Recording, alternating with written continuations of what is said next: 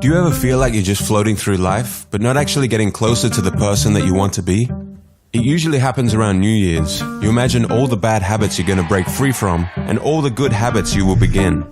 This time will be different, you say to yourself. This time I am going to do the things that I say I will. Only to end up back where you began shortly after, and no closer to what you had envisaged. So the question is, how do you break free from bad habits and make the habits you desire easier and automatic? Atomic Habits by James Clear answers all these questions. We're going to be doing a fast-paced, detailed summary of the book and dive deep into topics like habit loops, dopamine spikes, priming your environment, plus heaps more. And make sure you stick around until the end of the video where I go through step-by-step how I'm personally using Exchange. We bring you stories that impact your present. This is World DNA. Join the conversation.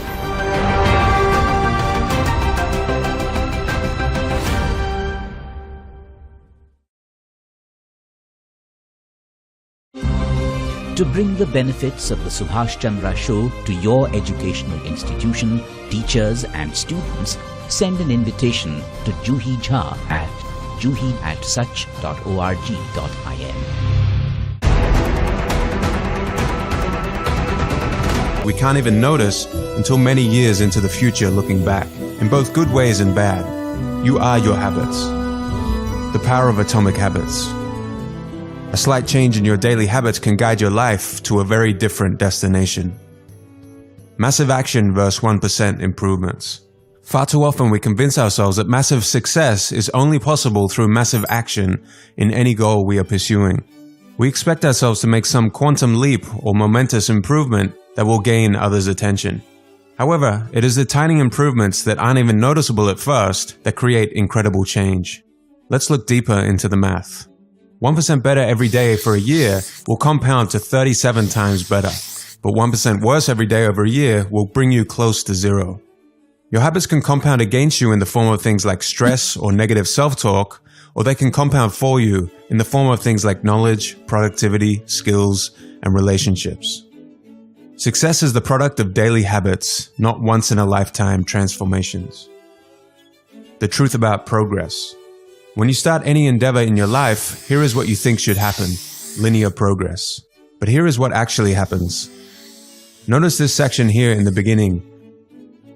Small changes in our progress are not even noticeable. James Clear refers to this part of the graph as the valley of disappointment. You've done so much, you've put in so much effort, and you can barely see any results. This is where most people fail and slip back into their old routines. The most powerful outcomes of any compounding process are delayed, so patience is required. Goals versus systems. Forget about goals, focus on systems instead.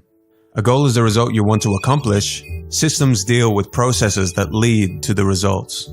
The conventional wisdom suggests that the best way to achieve anything we want in life, be it getting into better shape, building a successful business, or spending more time with family, is to set specific, realistic goals. But if you completely ignored your goals and focused only on your systems, would you still succeed? The author of this book argues that you would. Here are some problems with only having goals. Successful and unsuccessful people share the same goals, so therefore the goal cannot be what differentiates winners from losers. Achieving a goal only changes your life for that moment in time. Goals can create an either-or conflict. Either you achieve the goal and succeed, or you don't and you're a failure, even if you are making progress in the right direction. When you achieve a goal, what do you do after? If your goal was running the local marathon, chances are after completing it, your motivation will quickly fade and you will just slip back into your old routines. Goals are good for setting a direction, but systems are best for making progress. A system of atomic habits.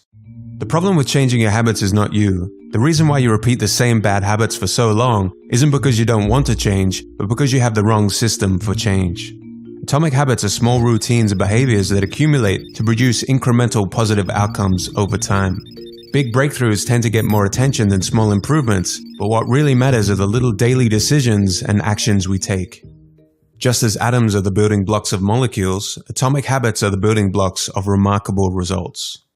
There are 3 layers to behavior change. The first layer is changing outcomes, the result. Losing that weight, writing that book, or winning the season. The outcomes are what you get.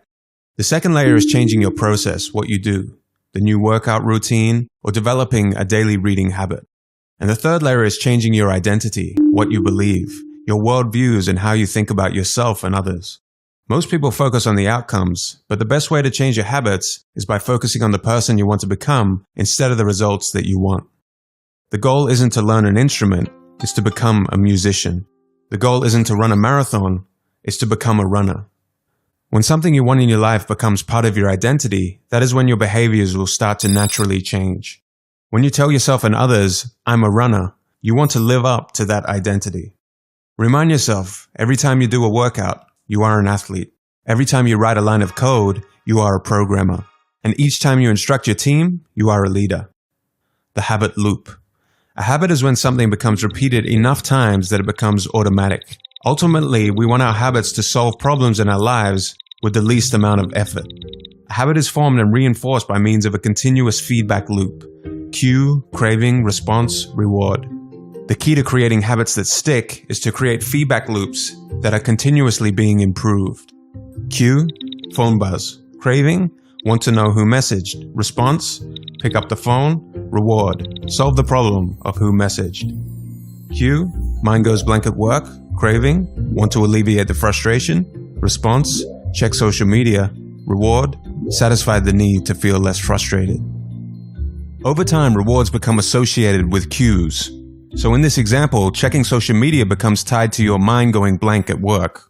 And then checking Facebook may be the cue to check Instagram, which becomes the cue to watch YouTube. And before you know it, your mind going blank cue has led to 20 minutes of wasted time. And the more you repeat these habit loops, the stronger and more automatic they become. Cues can really be anything.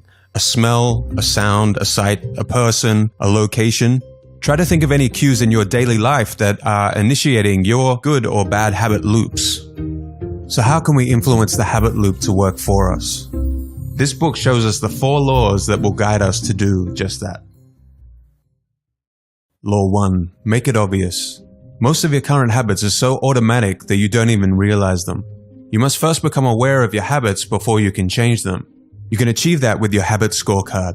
Write down all your daily behaviors on a habit scorecard, from the moment you wake up until the moment you go to bed. Your scorecard may look something like this. Based on whether it helps you become the person you aspire to be, categorize each habit as positive, negative, or neutral. At this stage, we aren't trying to change anything, but just observe what is actually going on in our daily lives. Until you make the unconscious conscious, it will direct your life and you will call it fate. Carl Jung. Vagueness is a real problem when it comes to habit formation. And studies have shown that quite often the reason people fail to stick to a habit is not because of a lack of motivation, but because of a lack of clarity. One day I will get into shape is easy to say to yourself, but too vague to get any momentum. What you need is a time and a place. The most common cues, time and location, will help you achieve your goals. Clearly state your intention to act using the following formula. I will behavior at time in this location. Here is a bad example. I will read more this month. Here is a good example. I will read a book for 15 minutes daily at 6 a.m. in the spare bedroom.